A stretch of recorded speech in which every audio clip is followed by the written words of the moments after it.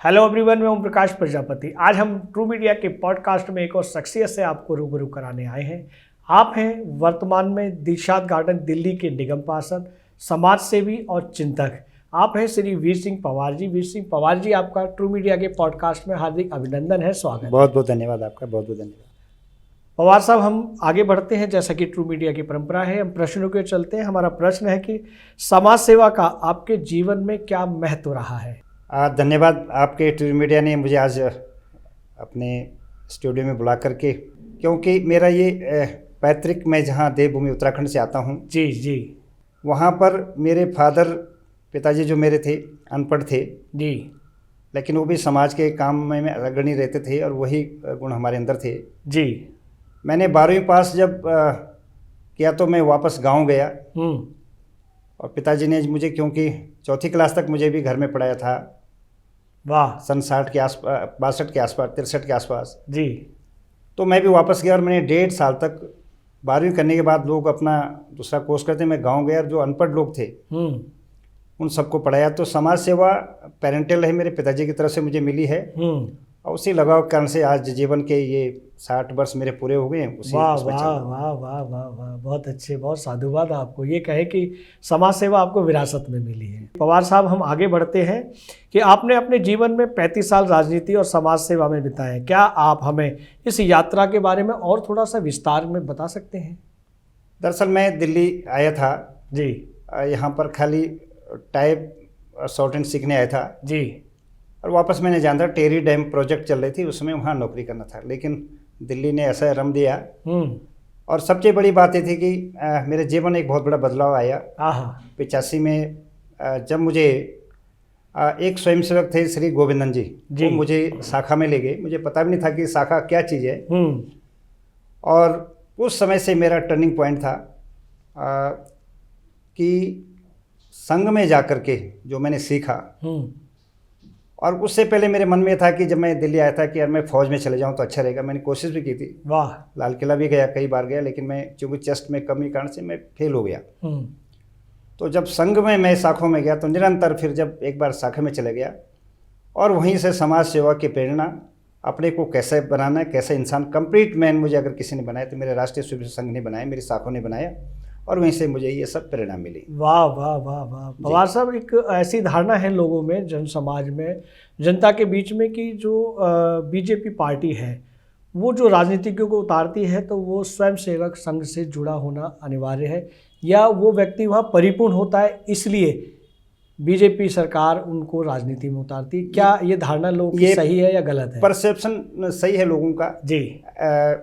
ये जो अनुशासन संगठन है संघ के, जी, बीजेपी, विश्व हिंदू परिषद और बहुत सारे संगठन, 50 संगठन है हमारे संघ के, जी, जो लोगों को निपुण करके राष्ट्र भावना से ओतप्रोत हो करके और एक कंप्लीट मैन जिसको बोलते हैं वो बनाते हैं। तो निश्चित तौर पर जब मैं द्वितीय वर्ष शिक्षण मैंने लिया जी, तो उस समय उसके बाद ये लगा कि संगठन को लगा कि इसको राजनीति में इंटरेस्ट है तो वहीं इनको काम करना चाहिए और तब से मैं लगातार भारतीय जनता पार्टी में काम कर रहा हूँ। तो ये लोगों का सोचना कि संघ वाले ही वहाँ जाएंगे, ऐसा नहीं है। कुछ अभी तो नई परिस्थितियाँ चेंज हो गई, लेकिन अधिकतर जो संघ के स्वयंसेवक राजनीति में आते हैं तो कंप्लीट राजनीति जिसको बोलते हैं वो करते हैं। बहुत अच्छे, बहुत अच्छी जानकारी आपने दी राष्ट्रीय स्वयंसेवक संघ के बारे में। आपने, हमारे दर्शक भी ये जानकर अति प्रसन्न होंगे कि ये जानकारी बहुत कम लोगों को पता होती है। हम ये भी जानना चाहेंगे कि राष्ट्रीय स्वयंसेवक संघ ने आपके व्यक्तिगत जीवन और पेशेवर जीवन को कैसे प्रभावित किया? 2-3 चीज़ें हैं जी। संघ शाखाओं में सभी जाते हैं, लेकिन संघ को समझना, कंप्लीट समझना जी, उसका शिक्षण लेना, शिक्षण साथ साथ उसके अनुरूप ढलना। मैंने संघ के शाखाओं जाने के बाद मैंने अपना व्यवसाय भी चालू किया था जी, और ध्येय वे रहता था कि जो मुझे संघ ने सिखाया उसे आचरण पे चल करके मैंने कभी किसी माल में डुप्लीकेसी नहीं की, कभी किसी को शॉर्ट लेंथ माल नहीं दिया जी। और बहुत सारी उस ट्रेड में, मेरे जो ट्रेड था सेलो टेप पैकिंग सप्लाई का काम था मेरा, बहुत सारे लू पॉइंट थे कि आदमी पैसा कमाते, मैंने पैसा नहीं कमाया। जो मेरे को जो परसेंटेज तय था मेरा कि मैंने ये करना है जी, अब मैंने बड़ी मेहनत की। मेहनत के कारण से इतना आज मेरे साथ भगवान ने साथ दिया और आज इतने आगे तक बढ़ा हूँ। बहुत अच्छे, बहुत अच्छी जानकारी आप दे रहे हैं पवार साहब। हम ये भी जानना चाहेंगे कि वर्तमान में अभिभावकों को और युवाओं को कैसे संदेश देंगे, कैसे जागरूक करेंगे कि वह राष्ट्रीय स्वयंसेवक संघ से जुड़ें और अपने जीवन को मानसिक और शारीरिक रूप से परिपूर्ण हों। वैसे तो आज इलेक्ट्रॉनिक मीडिया हो गया जी, सारा सोशल मीडिया का टाइम है। हमारे संघ की वेबसाइट है, लोग उसमें संपर्क कर रहे हैं, शाखाओं में आ रहे हैं जी। लेकिन शाखाओं में जाना का खाली वहाँ पर जाकर खेल कूद करके वापस आना 1 घंटे में ऐसा नहीं है। संघ को कंप्लीट समझना जी, और फिर अपने कंप्लीट उसमें ढालना। तो मैं तो युवाओं से आग्रह करूँगा कि अगर कहीं पर आपने देशभक्ति से ओतप्रोत होकर के और कंप्लीट मैन बनना है तो संघ शाखाओं में जाएं। जो भी चाहे रविवार को समय मिलता है, जो भी समय उनको मिलता है 1 घंटा शाखाओं में जाएं जी, जी। और सीखें, क्योंकि बहुत सारी चीज़ें हैं। बहुत सारा लालच है, बहुत सारा लोग आजकल चीटिंग, धोखाबाजी, ये वो 50 तरीका करते हैं, लेकिन संघ में जब आदमी जाएगा तब बहुत सारी जो दुष्प्रतियां वैसे छूट जाती हैं जी, एक दूसरे स्वयंसेवक को देख करके जी। और फिर वो कंप्लीट मैन के बाहर निकलता है और जो भी धंधे में जहाँ जिस काम में हो जाएगा, चाहे नौकरी में जाएगा, चाहे बिजनेस करेगा, व्यवसाय जाएगा, वो कंप्लीट मैन होकर काम करेगा वहाँ पर। जी, जी। कुछ ऐसी विचारधारा आरएसएस की हमारे युवाओं को बताएं ताकि वो ये जान सकें और आरएसएस से, राष्ट्रीय स्वयंसेवक संघ से जुड़ सकें। मैं एक छोटा उदाहरण देता हूँ आपको। जी। जब आदमी संघ शाखाओं में जाता है, जी, अनुशासन सबसे पहले है उसको, जी, और अनुशासन की सबसे बड़ी ज़रूरत है उसको। देश, धर्म, अपने राष्ट्र के बारे में पूरी समझ आनी चाहिए, आती है वहाँ पर जाकर बिल्कुल, के। बिल्कुल, बिल्कुल। अगर हमारा देश रहेगा, प्रथम मेरा देश, उसके बाद मेरा परिवार। जी, अगर देश मेरा सुरक्षित है, मेरा धर्म सुरक्षित है, तो मैं और मेरा परिवार सुरक्षित है। ये वहाँ पर कंप्लीट आदमी जब जाता है तो वो ये सब इन चीज़ों बातों में निपुण होता है। दूसरा सबसे बड़ी प्रॉब्लम है कि जो मेरा शरीर स्वस्थ रहेगा, जी, मानसिक स्वस्थ रहूँगा मैं, तो सब चीज़ें जो संसार की सब चीज़ें मैं प्राप्त कर सकता हूँ। जी, जी, जी। अगर मैं स्वस्थ नहीं रहूँगा, मेरा जीवन स्वस्थ नहीं रहेगा, तो फिर मैं कुछ भी पाने के जो मेरी लालसा वो पा नहीं सकता हूँ। जी, जी, जी, जी। बहुत अच्छी जानकारी आपने युवाओं को दी है कि ताकि वो आरएसएस से जुड़ सके। हम आगे बढ़ते हैं कि जैसा कि जिस वार्ड से आप, दिशा गार्डन वार्ड से वर्तमान में और पिछले 10 वर्षों से निगम पार्षद हैं, उस वार्ड को मॉडल बनाने की दिशा में आपने क्या मुख्य कदम उठाए? देखिए, इसमें 3 बार कांग्रेस के सरदेश चौधरी साहब रहे हैं यहाँ पर जी, और एक बार मौका फिर हमारी भारतीय जनता पार्टी को, महिला जी को, स्वाति जी को मिला जी। उसके बाद मैंने देखा कि बहुत सारी विसंगतियाँ इस क्षेत्र में थी। जगह जगह कूड़े के ढेर थे, कूड़ा मैनेजमेंट नहीं था। मेरे यहाँ पर हॉस्पिटल है, स्वामी दयानंद हॉस्पिटल, अव्यवस्थाएँ थी वहाँ पर जी, और बहुत सारी अव्यवस्थाएँ थी। पार्कों की अव्यवस्थाएँ थी, जो पार्क में जो चीज़ हमारे बच्चों को चाहिए वो नहीं थी।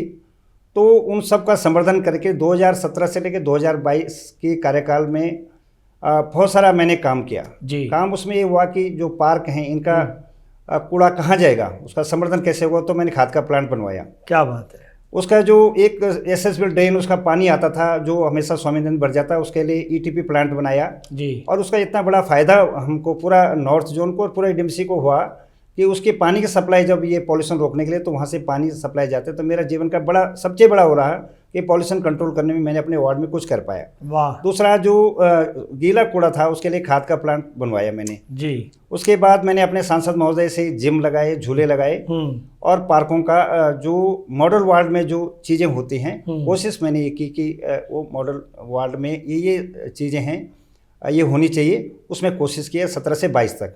वाह। लेकिन अब 22 के बाद जो 22 से अगला जो मेरा कार्यकाल रहा, ये कार्यकाल में मैं बिल्कुल असंतुष्ट हूँ। असंतुष्ट इसलिए हूँ कि निगम में आम आदमी की सरकार है जी, स्टैंडिंग कमेटी बनी नहीं है।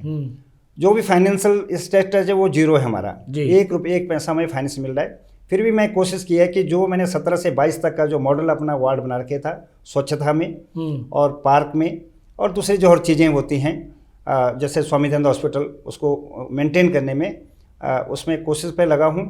अब ये तो पब्लिक बताए कि कहाँ तक मैं सफल हूँ, लेकिन अपनी पूरी कोशिश है। वाह वाह वाह, बहुत ही आपने अच्छे और सराहनीय कार्य किए हैं, तभी आपका वार्ड मॉडल वार्ड बन चुका है। आपके लिए साधुवाद ट्रू मीडिया परिवार की ओर से बहुत बहुत शुभकामनाएं। हम आगे बढ़ते हैं कि आपने राजनीति में 35 साल का अनुभव प्राप्त किया है, ये अनुभव आपको क्या सिखाता है?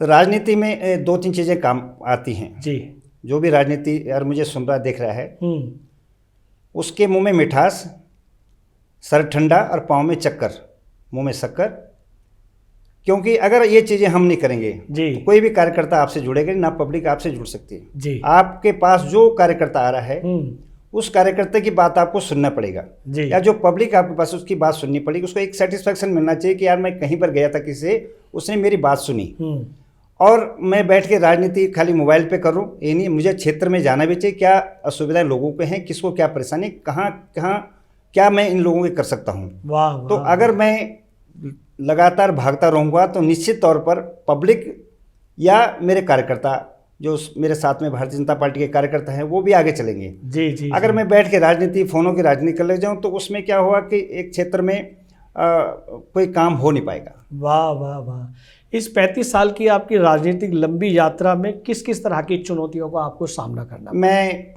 आपको बता दूं, मैं जब 90 के दशक में एक समिति का अध्यक्ष था, छोटा सा जी उस समय के जो अध्यक्ष थे माननीय चावला जी, उन्होंने मुझे समिति अध्यक्ष बनाया था। जी उसके बाद मुझे पार्टी में उपाध्यक्ष बनाया। उसमें सीमापुरी विधानसभा बहुत बड़ी होती थी, 80 तक लंबा चौड़ा था, उपाध्यक्ष जी, बना। जी उसके बाद धीरे धीरे करके जब संगठन और मेरे अधिकारियों ने मुझे देखा कि काम है तो मुझे मंडल का अध्यक्ष बनाया। जी उसके बाद लगातार ऊपर के नेताओं की मुझ पर नज़र थी और मैंने अपने काम में निपुणता दिखाई, तो उत्तराखंड प्रकोष्ठ मुझे नवीन सादरा जिला का जिलाध्यक्ष बनाया। वाह। उसके बाद यहाँ अधिकारियों ने समझो कि अब जरूरत आपकी प्रदेश में है तो उत्तराखंड प्रकोष्ठ दिल्ली प्रदेश का संयोजक बनाया, उपाध्यक्ष बनाया। बहुत खूब। तो निश्चित इस दौरान बहुत मेहनत करनी पड़ती है। सारा पूरा एक वोट बैंक, जो चंक वोट बैंक उत्तराखंड का वोट बैंक है, उसको भी मेंटेन पार्टी में रखना जी, और दूसरा जो अदर वोट है उनके साथ में सामंजस्य बिठाना, जो दूसरे लोग हैं निश्चित तौर पर जो मेरे पार्टी को आगे बढ़ाने में कोशिश लगे, तो ऐसा मैंने काम किया। क्या बात है, क्या बात है। हम आगे बढ़ते हैं पवार साहब। आपकी नज़र में एक अच्छे नेता, एक अच्छे समाज सेवी में क्या क्या विशेषताएं होनी चाहिए? सबसे बड़ा एक, मैं जो भी मुझे सुन रहे देख रहा हूँ जी, कभी किसी को कोई घमंड नहीं करना चाहिए। जी आपके पास जो बेस्ट एफर्ट आप कर सकते हो किसी के लिए वो करना चाहिए। वाह।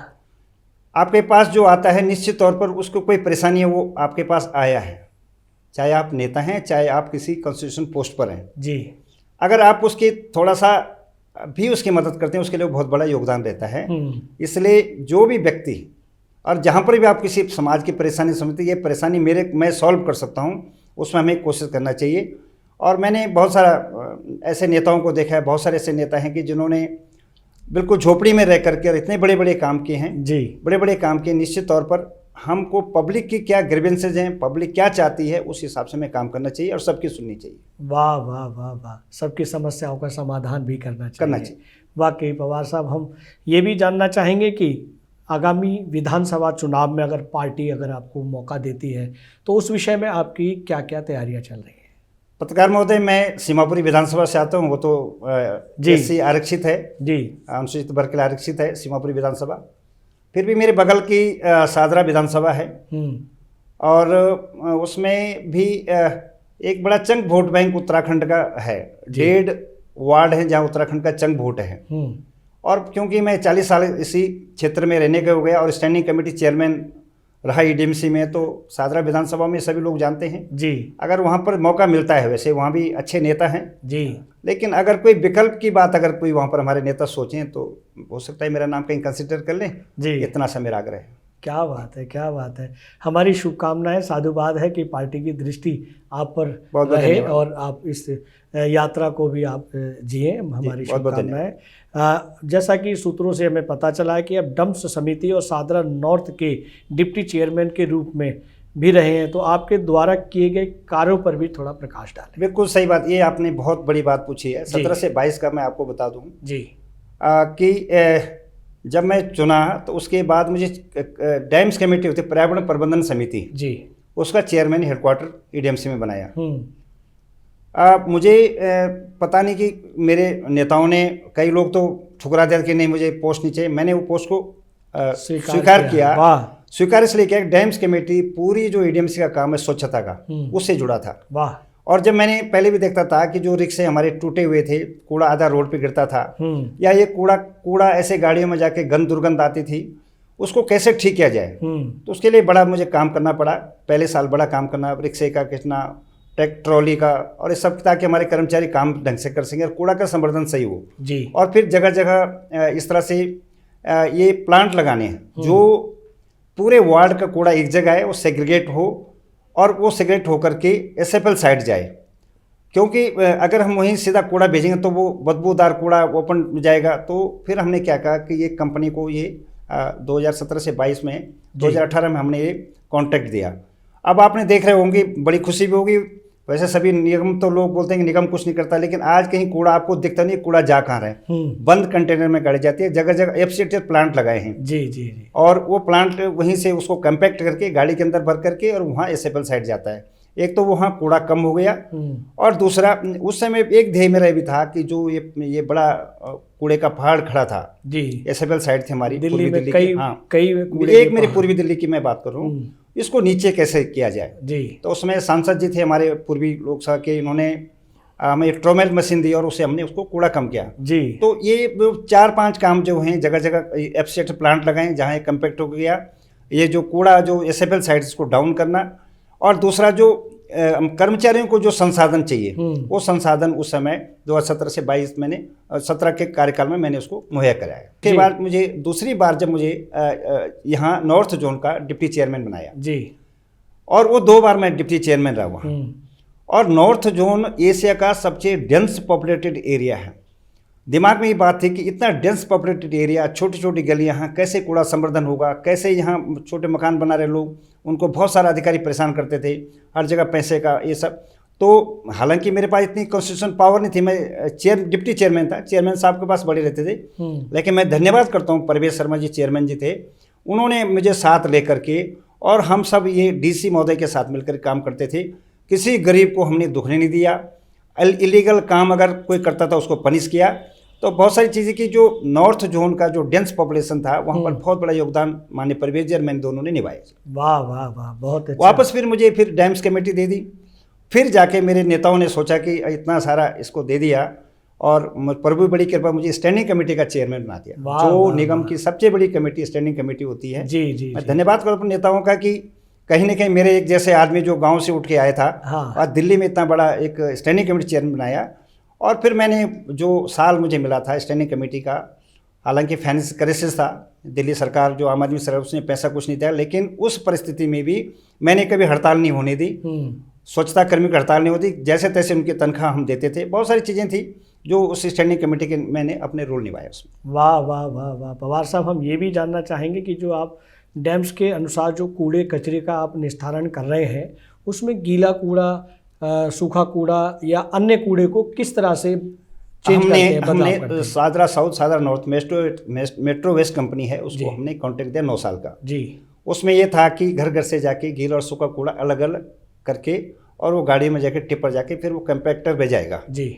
कोशिश हमने बड़ी की, और उनकी आईसी प्रोग्राम भी देते रहते हैं, लोगों को समझाते हैं कि आप एक गीला कूड़ा अलग थैले में डालें, उसमें डालें, ताकि जो एसएफएल साइड है जगह नहीं है, और जगह ना होने के कारण से कहाँ ये कूड़ा जाएगा। 4500 टन प्रति ये हमारे यहाँ से पर डे गार्बेज चालू होता है, जनरेट होता है, तो जाएगा कहाँ। तो बहुत सारी कोशिश की हैं, पब्लिक के हमने अपना टिप्पर भेजते हैं, उसमें अपना गीला कूड़ा सूखा कूड़ा अलग अलग डालें, कोशिश भी की पब्लिक, लेकिन अवेयरनेस दिल्ली में आ नहीं पा रही है। हर एक आदमी एक ही जगह उसको करता है, फिर जाके बड़ी मुश्किल के जब कंप्यूटर मशीन जाता है तो वहाँ पे सेग्रीगेशन करते हैं उसका जी। तो ये कोशिश की है कि दिल्ली का जो कूड़ा है, दिल्ली साफ़ सुथरी बनी जैसे दिल्ली में रही। लेकिन अब चूँकि आम आदमी की सरकार आ गई, दोबारा फिर वही हालत हो गई, कूड़े के ढेर लग गई जगह जगह, और लोगों का था, लोगों ने उनको जिता दिया, लेकिन जो एस्पिरेशन लोगों को उन्होंने दी थी कि कूड़े के पहाड़ कम करेंगे, वो कर नहीं पाए वो। जी जी जी yes. हम आगे बढ़ते हैं पवार साहब, जैसा कि वर्तमान समय में समाज में जो मुद्दे सबसे ज़्यादा चर्चित हो रहे हैं, उनके समाधान के लिए कौन कौन सी रणनीतियाँ आप और सरकार निभा रही है, बना रही है? देखिए, इस समय मैं सरकार की बात करूँ तो दिल्ली सरकार की बात कर सकता हूँ, क्योंकि जो गवर्न जो दिल्ली में कर रही है जी, ये फुल फ्लंग स्टेट नहीं है, केंद्र शासित राज्य है ये जी। यहाँ पर एलजी इसका कस्टोडियन है। तो आप देख रहे होंगे पीछे 10 साल से, पीछे 15 साल कांग्रेस ने राज किया, और 10 साल इनको यहाँ पर राज करते करते हो गए जी। अब चुनाव सर पे हैं जी। आपको डिलीवरेंस करना था कि जो पब्लिक को आप बोल के करें वो डिलीवरी आपने देनी थी, बिल्कुल वो डिलीवरी नहीं दी। आप क्या बोल रहे हैं कि मैंने आपको बिजली फ्री दी, तो बिजली फ्री तो कांग्रेस शासन में भी मिल रही थी, 200 यूनिट तब भी मिल रहा था। आपने बोला पानी फ्री दूंगा, चलो ठीक है, 2200 लीटर पानी आपने फ्री दिया। मेरा मानना यह है जो पूर्वी दिल्ली में जो भागीरथी प्लांट का पानी आता था वो आपने डाइवर्ट कर दिया साउथ दिल्ली को। आज हम जमुना जी का पानी, अमोनिया का भरा पानी आप हमें पिला रहे हैं, ये दिल्ली सरकार है। हमने बोला था कि आपने बोला कि हम बसें देंगे, स्वच्छ बसें देंगे, बहनों को फ्री घुमाएंगे, बसें आपके पास है नहीं। भारत सरकार ने आपको 3500 बसें पॉल्यूशन कम करने के लिए इलेक्ट्रिक बसें दी हैं। वाह। लेकिन आपने कहीं भारत सरकार को क्रेडिट नहीं दिया। भारत सरकार ने पेरिफेरल रोड बनाई ताकि गाड़ियां अंदर ना आ जाएं, ट्रक बाहर बाहर निकल जाएं। रैपिड रेल कर दी जो आनंद विहार से लेकर मेरठ सीधा जाएगी, मेरठ बाईपास बना दिया। आपको भारत सरकार ने इतना आपको दे दिया यहाँ पर दिल्ली में, आप बोलते हो आपने करा क्या है। मैं आपको पूछना चाहता हूँ, अभी भी 2 दिन पहले कल ही 2 कॉलेजों का उद्घाटन हुआ और बहुत सारी योजनाएं अभी हैं। जो एक दिल्ली सहारनपुर जो रोड जा रही है उसका भी उद्घाटन प्रधानमंत्री जी ने, बहुत बड़ा काम हो रहा है कि यहाँ से देहरादून 2 घंटे पहुँचने वाले। जी। दिल्ली सरकार ने जो एस्पिरेशंस हैं, आपको पानी स्वच्छ पानी में देना चाहिए, गटर का पानी दे रहे हैं, सीवर जगह जगह जाम पड़ी हैं, पीडब्ल्यूडी के नाले जाम पड़े हुए हैं, पॉल्यूशन आपसे कंट्रोल नहीं हो पा रहा है। तो मेरा मानना है कि जो हम वायदे करके आते हैं, कोई भी सरकार चाहे भारतीय जनता आम पार्टी कांग्रेस की हो, उन वायदों पे खरा उतरना चाहिए। 8000 करोड़ भारत सरकार ने आपको दिए हैं जमुना जी को साफ करने की। आज जमुना जी का हालत देखें तो आपने देखा, छठ पूजा भी देखा कैसे झाग में माता बहनी वहां नहा रही थी, वो नदी नाले का रूप ले चुकी है। जो आप बोलते हैं उसको करो। आपने लगातार केजरीवाल साहब बोलते थे अगले साल मैं आपको नहलाऊंगा, आचमन कराऊंगा, अगले साल करो। अब उन्होंने बोला कि आप 25 के चुनाव की बात करें, ऐसा नहीं चलेगा। आपने अभी भी एक योजना घोषणा की, संजीवनी योजना, मैं आपको बताना चाहता हूँ। दूसरा, बहनों को 2100 रुपये देंगे। मैं आपको पूछना चाह रहा हूँ, आप इस सस्ती लोकप्रियता के लिए, वोट खरीदने के लिए ऐसा क्यों करते हैं? अगर दिल्ली का विकास नहीं होगा, दिल्ली देश की राजधानी है, वर्ल्ड के लोग यहाँ आते हैं और जब यहाँ का पॉल्यूशन देखते हैं वो बोलते हैं सबसे अगर पॉल्यूटेड कोई सिटी है तो दिल्ली है। लोग यहाँ से लोग निकल कर बाहर निकल रहे हैं दिल्ली से। क्यों? आपकी जो जितनी भी योजनाएं हैं उन योजनाओं पे आप काम नहीं कर रहे हैं। लगातार अन्ना जी ने आपको एक अच्छा आदमी भेजा है, लेकिन आप देख रहे होंगे कि 8000 करोड़ यमुना जी पे आपने खर्च किए, कहाँ गए वो नहीं बता रहे हो आप। आपको आयुष्मान 5 लाख रुपये आयुष्मान कार्ड का भारत सरकार दे रही थी गरीब गुरबाओं को, जो 5 लाख का अपना कहीं नर्सिंग होम में जाकर इलाज करा सकते थे और फ्री करा सकते। आपने बंद करके संजीवनी ले आए। आप संजीवनी का खेल देखो, 10,000 करोड़ ये लघु उद्योग मंत्रालय से मांग रहे हैं कि 10,000 करोड़ रुपये दो। तो कोर्ट ने बोला है कि जब आपको भारत सरकार पैसा दे रही है तो आप 10,000 लघु उद्योग मंत्रालय से क्यों मांग रहे हो? आप अपना खर्च करो। 72,000 करोड़, अब 75,000 करोड़ रुपये का इनका बजट है। अब वो बजट कहाँ जा रहा है हमें ये समझ नहीं आ रही। तो ये सारी सस्ती लोकप्रियता के आप बहनों को सशक्त करो आप जी। भारत सरकार ने 3 करोड़ बहनों को लखपति बहनें बना दिया, उनको स्वयं सहायता समूह बना करके और वो काम कर रहे हैं और अपना परिवार भी पाल रही हैं और 10 और बहनों का भी अपना परिवार पाल रही हैं। वो यूं करने वाले नहीं, यूं देने वाले बन रही हैं। तो हम वो क्यों न करें? दिल्ली, ये दिल्ली है, देश की राजधानी है। हम लोगों को यूं क्यों कर रहे हैं कि हाँ ठीक है जो दो हम यूं देने वाला बनाना चाहिए। तो ये केजरीवाल जी को सोचना चाहिए। आप बोलते हैं कभी इंजीनियरों में, कभी बोलते हैं मैं IRSओं में, तो आपके दिमाग में सस्ती लोकप्रियता क्यों है? अब नई चीज़ देख लो आप। अभी परसों घोषणा की उन्होंने, 10-5 अर्चक आपके घर पे आ गए, पूजा करने लगे कि हम ब्राह्मणों को भी, पुजारियों को भी और ग्रंथियों को हम 18,000 रुपये देंगे। अरे मेरे भाई साहब, आपसे विनती कर रहे हैं, जो मौलवी और मुल्लों को आपने 10 साल पहले से चालू की थी, 18 महीने की उनकी रुकी पड़ी है। अब देना है तो मैं तो आग्रह करूं केजरीवाल जी से, अगर मुझे सुनेंगे और देखेंगे कहीं या आम आदमी पार्टी सुन रही है तो 10 साल पहले से ही पुजारियों का और ग्रंथियों का तनख्वाह मिलनी चाहिए। ये हम आपसे मांग कर रहे हैं। नहीं तो आप झूठी घोषणाएं मत करो। खाली चुनाव जीतने के लिए अगर सस्ती लोकप्रियता करेंगे तो दिल्ली का विकास नहीं होगा। दिल्ली पॉल्यूटेड, आने वाले समय और भी पॉल्यूटेड होगी। जहर में हम जी रहे हैं और हॉस्पिटलों में लंबी, अगर आपने करना है तो आप हॉस्पिटलों को सुधारें ना। Rajiv Gandhi super speciality hospital नाम है उसका, आज देखें मशीनें, इको मशीन 5 साल से खराब पड़ी है, 5 साल 5 ईयर्स।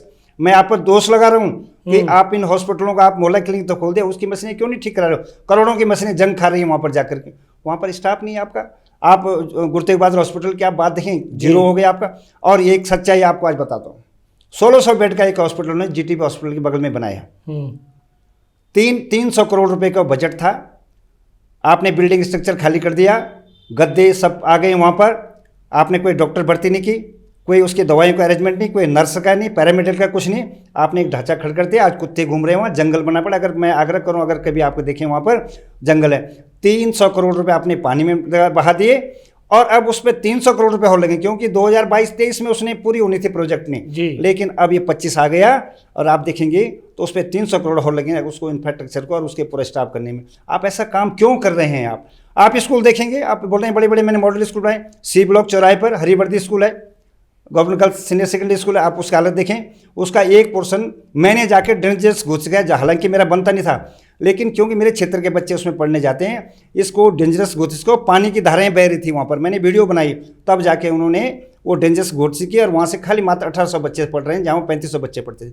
ये हालत एजुकेशन सिस्टम का है। तो मेरा मानना है कि कोई भी सरकार हो, सस्ती लोकप्रियता के लिए, वोट बैंक के लिए गलत योजनाओं का कभी भी उपयोग नहीं करना चाहिए। लोगों को उनकी जो भावनाएं हैं उन भावनाओं को आघात नहीं पहुंचाना चाहिए।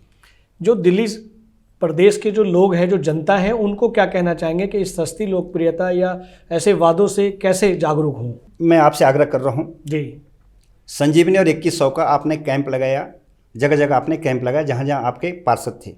मेरे क्षेत्र में कुष्ठ आश्रम, आप एशिया का सबसे बड़ा कुष्ठ आश्रम है। जी जी, समाज कल्याण विभाग उसको मेंटेन कर रहा है। वहां पर सीवरेज सख्त समस्या है। वहाँ पर पीने का पानी नहीं, लाइनें नहीं डली हैं, भ्रष्टाचार, 2 करोड़ का भ्रष्टाचार हुआ है उसके अंदर। अभी वो फाइल ओपन होगी, राजेंद्र पाल गौतम जेल जाएंगे। जिस दिन भारतीय जनता पार्टी सरकार में आ गई, 2 करोड़ रुपए वहाँ सीवर और पानी के लिए मिली थी, वो पैसा कहाँ गया? एक लाइन सीवर नहीं डली वहाँ। कुछ आश्रम जिनके हाथ पांव गले हुए हैं, रोड टूटी पड़ी है वहाँ पर, उनके जो कुछ लोगों के जो बच्चे हैं अनएम्प्लॉयड हैं, वो गलत धंधे में लगे हैं, वहाँ स्मैक और गांजा सब बिक रहे। आपने देखो परसों जो कैंप लगाया था, वो कैंप मैंने जाके बंद कराया। जब आपको समाज कल्याण ने मना कर दिया कि ऐसी कोई स्कीम नहीं है, आपको एलजी ने मना कर दिया, डीसीपी की तरफ सर्कुलर लाएगा, तो आप कैसे कैंप चला रहे हैं? मैं गया वहाँ पर, मेरे देखते हो सब भाग गए, मैंने वहाँ पर एसएचओ को बुलाया और वो बंद कराई, क्योंकि किसी को इमोशनली ब्लैकमेल न करें हम। जी, और जहाँ पर जो उनको जरूरत है, उनको पानी की जरूरत है, बिजली की जरूरत है, वहाँ कोड़ियों के जो भीख मांगते हैं, हजार रुपये उनके बिल आ रहे हैं। आप क्यों ये गलत काम कर रहे हैं? इन सस्ते लोकप्रियता वोट बैंक के लिए क्यों करें? अब जब वो सब लोगों को पता चला तो आप थूथू करें उनके मुंह पर। और जो ये वीडियो बल्कि वायरल होगी, 2,03,000 आदमियों ने अब तक वो वीडियो देख ली, वो फेसबुक लाइव देख लिया। जी जी, क्योंकि सब जानते हैं कि एक झूठ है, गलत कर रहा प्रचार। तो ऐसा गलत प्रचार केजरीवाल साहब को नहीं करना चाहिए। आपको जो दे सकते हैं वो करो, सत्ता आना ना आना खेल अलग है, लेकिन लोगों की भावना पर झूठ बोल करके सब काम करना गलत है। जी जी, पवार साहब फिर दोबारा उसी प्रश्न पे आते हैं कि जो दिल्ली प्रदेश की जनता है, उनको जागरूक करने के लिए क्या कहेंगे? दिल्ली प्रदेश की जनता को मोदी जी की गारंटी पे विश्वास करना चाहिए।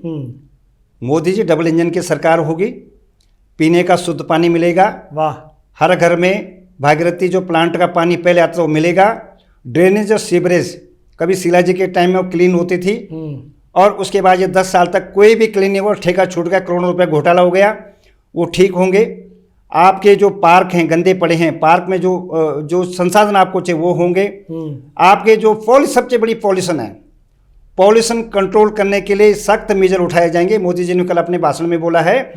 और सबसे बड़ी बात है जो शिक्षा के क्षेत्र में, अभी एक बहुत बड़ी ओएसएल बिल्डिंग हमारे क्षेत्र में सीमापुरी विधानसभा में उसका भी ओपनिंग हो रहा है। ओएसएल की बहुत बिल्डिंग भारत सरकार ने यहाँ पर बनाई है। शिक्षा के क्षेत्र में 2 कॉलेज अभी उद्घाटन हो गया वीर सावरकर जी के नाम से। जी, तो भारत, आपको ये ध्यान होना चाहिए, पब्लिक से हाथ जोड़ की विनती है कि आपका भला कौन चाह रहा है, कौन आपको इमोशनली ब्लैकमेल कर रहा है। और आज तो मैंने अभी भी एक वीडियो अभी मैं कुछ लोगों का टीवी पे देख के आया हूँ, पंजाब की बहुत सारी बहनें आई हुई हैं, केजरीवाल के किसी कार्यक्रम में उन्हें हाय कि 1,000 रुपये हमें क्यों नहीं दे रहे हो। मोहाली से लोग आए थे, 1,000 रुपये हमारे क्यों नहीं दे रहे हो, दिल्ली में तुम लागू कर रहे हो, 1,000 हमारे दो। तो ऐसे झूठे वायदे हम क्यों करें? मेरा दिल्ली के सभी वासियों से हाथ जोड़ की विनती है कि आप इस ट्रैप में ना फंसें। इस समय भारतीय जनता पार्टी जीत रही है, 55 सीटें लेके भारतीय जनता पार्टी है। ये यज्ञ हो रहा है बड़ा, 27 साल के बाद भारतीय जनता पार्टी वापस सत्ता में लौट रही है, यज्ञ है।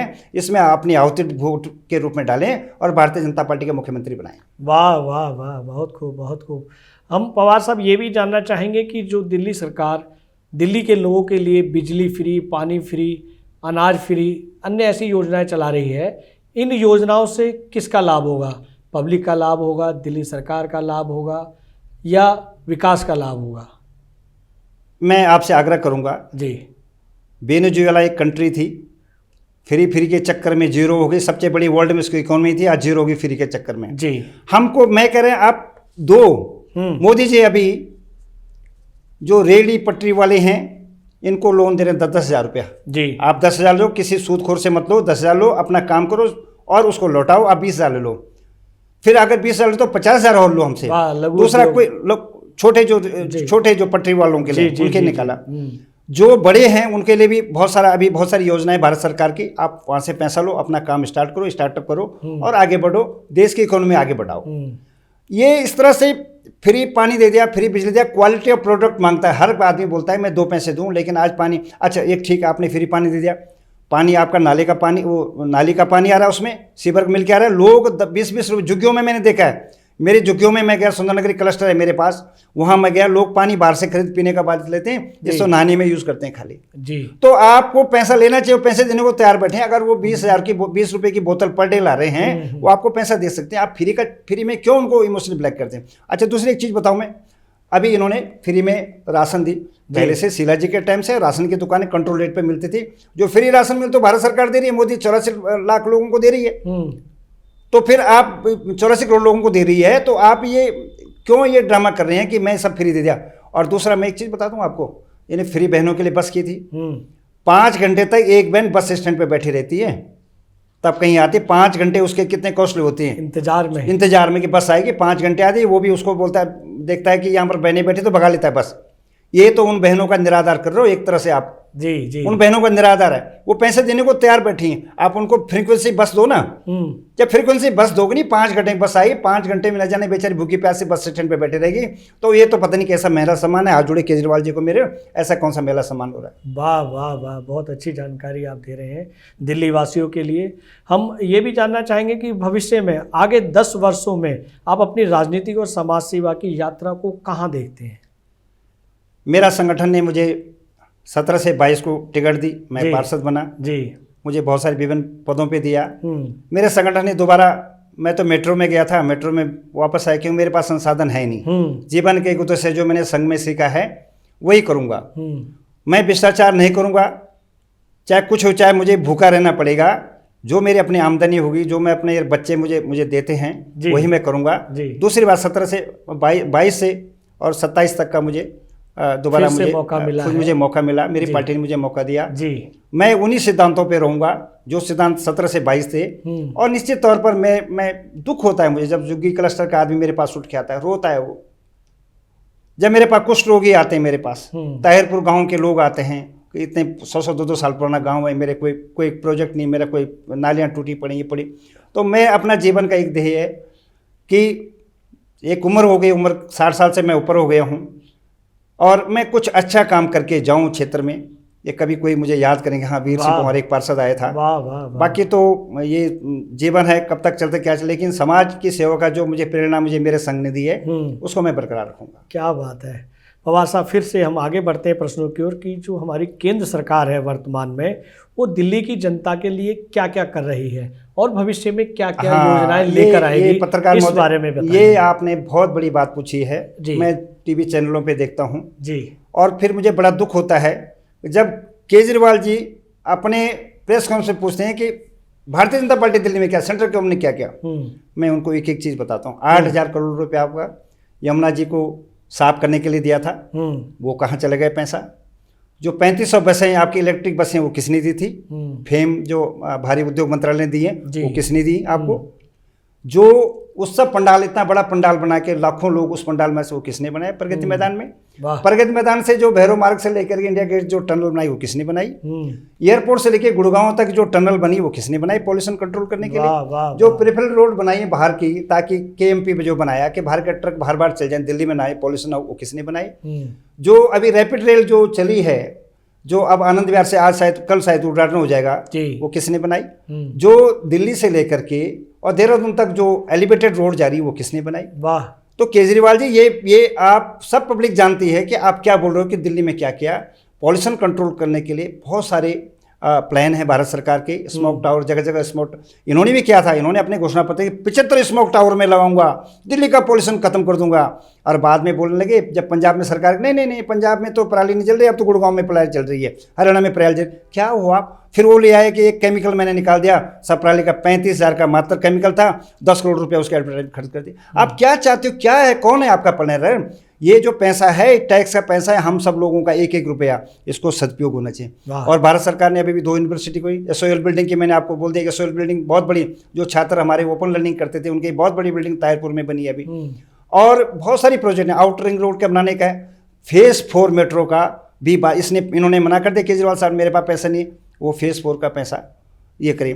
दूसरा सबसे बड़ा जो था आयुष्मान कार्ड, जो हमने अभी अपने 75 लोकसभा में बोला था कि 75 साल के ऊपर तक का सबका हम फ्री इलाज करेंगे, इन्होंने मना कर दिया। उसके अगेंस्ट में संजीवनी लिया है। और जो 5 लाख का हम पूरे देश में जहाँ जहाँ भारतीय जनता पार्टी सरकार है आयुष्मान कार्ड 5 लाख का दे रही, कोई गरीब गुरबा बेचारा जो सरकारी अपना ऑपरेशन के धक्का खाता तो न खा के अपना जाके नर्सिंग होम में जा करके या प्राइवेट हॉस्पिटल जाके अपना इलाज करा ले, उस पैसे का वो इन्होंने मना कर दिया। वो हम लागू करेंगे, 100% लागू करेंगे।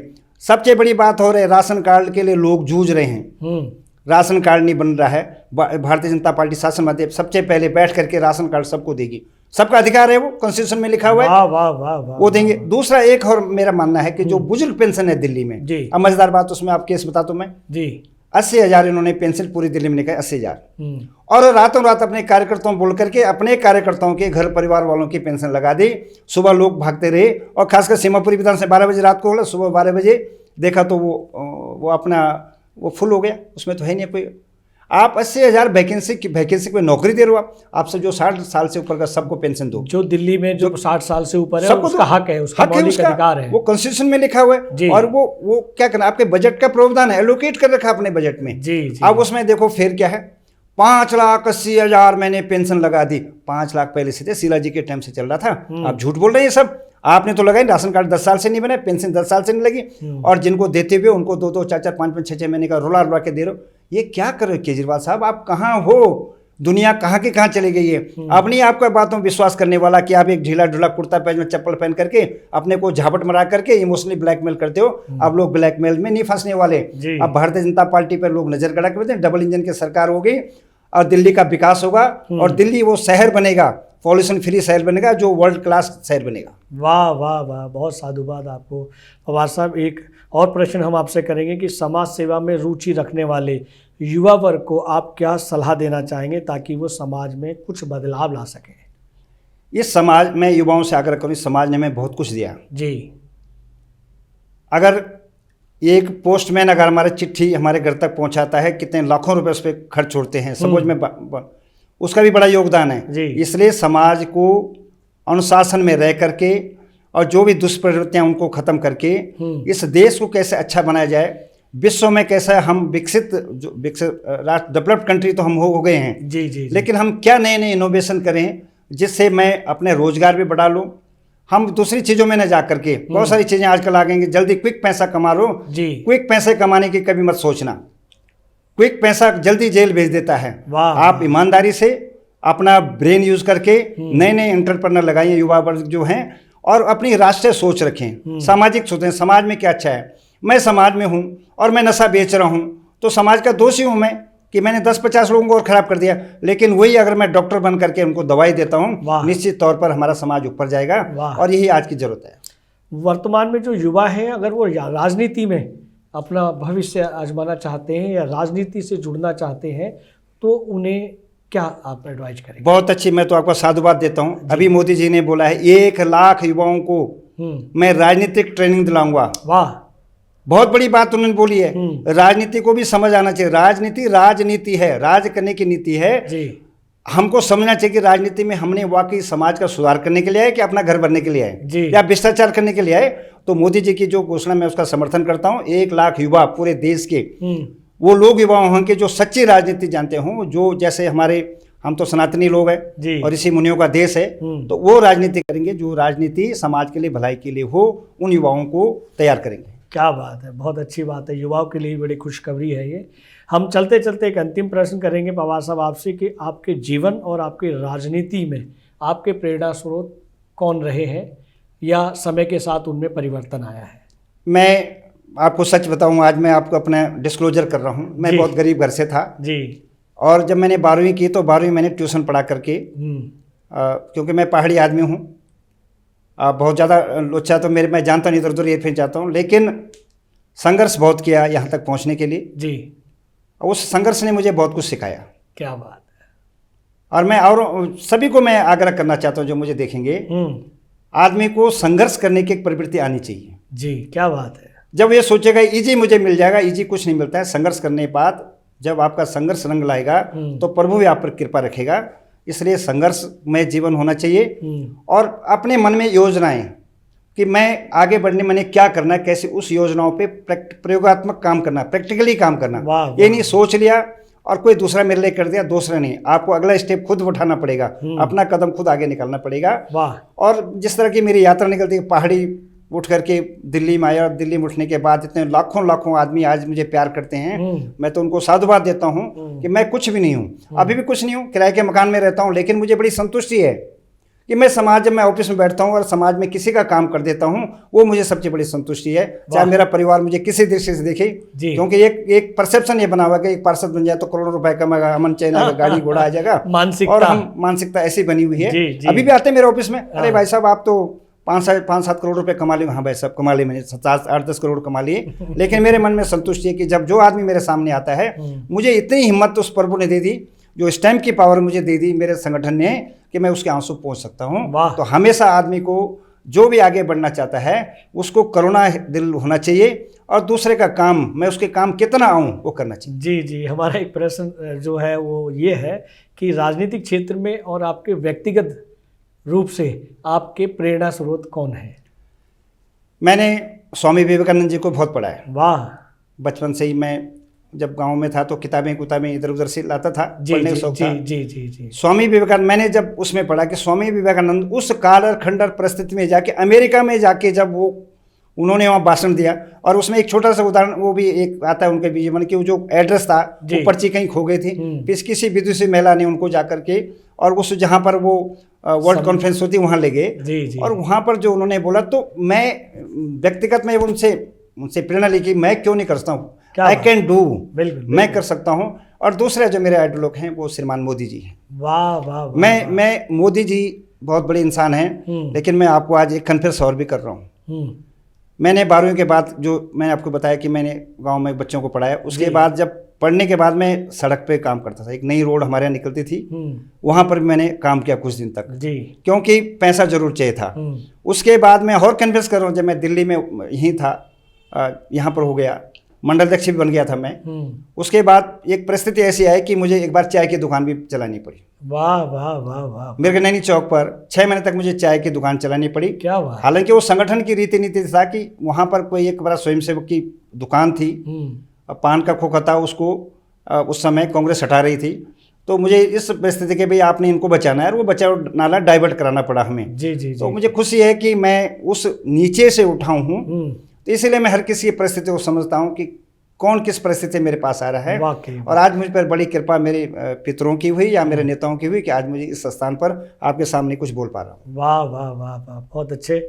आपने ट्रू मीडिया के पॉडकास्ट के लिए पवार साहब इतना अपना बेशकीमती समय दिया, उसके लिए बहुत बहुत हृदय से आभार, धन्यवाद। मैं आपको भी बहुत बहुत धन्यवाद करता हूँ कि आप मेरे जैसे ऐसे लोगों को इस मीडिया पर कुछ स्थान देते हैं जी। वरना तो आजकल तो सब कमर्शलाइज हो गया है, लेकिन आप निश्चित तौर पर मेरे जीवन की कुछ बातें आपने भी सुनी जी, आपने मुझे बोला, आपका धन्यवाद। ये वीडियो YouTube पर देख रहे हैं तो हमारे चैनल को सब्सक्राइब करें और बेल आइकन को दबाना ना भूलें। अगर आप Facebook पर ये वीडियो देख रहे हैं तो हमारे पेज को लाइक करें।